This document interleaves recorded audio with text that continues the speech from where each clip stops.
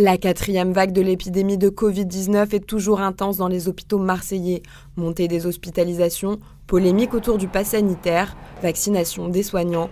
La PHM faisait hier soir un point global sur la situation, à commencer par le cas Didier Raoult, très contesté et dont l'avenir à la tête de l'IHU est très incertain. Il y a une incompréhension actuellement du corps médical de notre APHM vis-à-vis de notre collègue Didier Raoult, c'est une réalité. On a une incompréhension sur un discours qui consiste à dire oui, la vaccination, mais quand même il y a quelques cas qui ne fonctionnent pas avec la vaccination et à ce titre,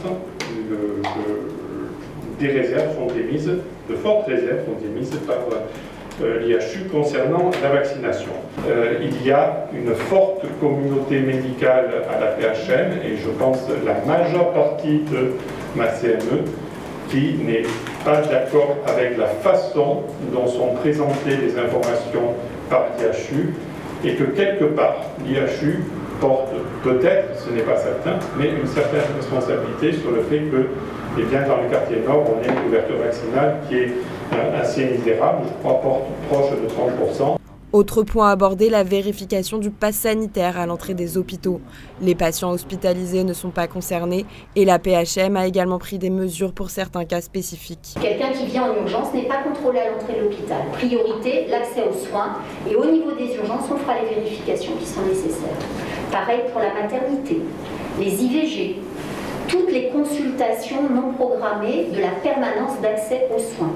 Les gens qui viennent pour du dépistage, les gens qui viennent pour se faire vacciner, par définition, ils sont dans une démarche 2, donc on peut comprendre qu'ils ne soient pas en capacité de présenter un pass sanitaire valide. Et dernier point d'attention qui a été le nôtre pour élaborer notre politique, les personnes en fin de vie, les familles endeuillées. Là encore, priorité à la rencontre entre la famille et le patient en fin de vie ou la famille et le défunt. C'est-à-dire qu'on accepte l'entrée de familles qui n'auraient pas leur passe sanitaire valide. Le nouveau directeur a aussi insisté sur l'importance de la vaccination des soignants. Les médecins, mais c'est le cas ailleurs, sont plus vaccinés et certains paramédicaux le sont moins. On passe du temps avec des personnes qui sont sceptiques sur la vaccination.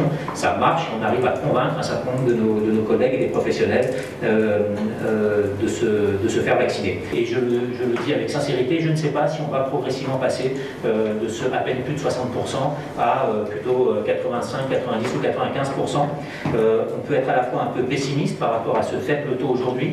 On peut avoir l'optimisme de constater que dans les services dans lesquels les professionnels sont le plus vaccinés, on atteint parfois le taux de 100%. Autre inquiétude pour les experts, l'hospitalisation élevée d'enfants et le manque d'effectifs. Effectivement, l'infection d'un beaucoup plus grand nombre d'enfants conduit à hospitaliser plus d'enfants, ce qui sont inquiétants, en particulier des nourrissons, avec de très fortes fièvres ou avec des signes digestifs sévères. On a peu de signes respiratoires et peu de passages en réanimation, comme on l'avait observé au cours des vagues précédentes.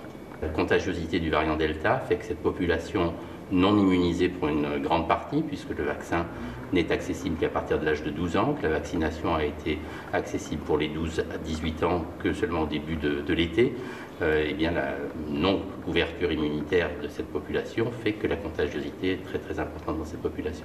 Nous avons besoin de plus de 50 infirmières, plus de 50 aides-soignants pour pouvoir prendre en charge nos patients atteints du Covid.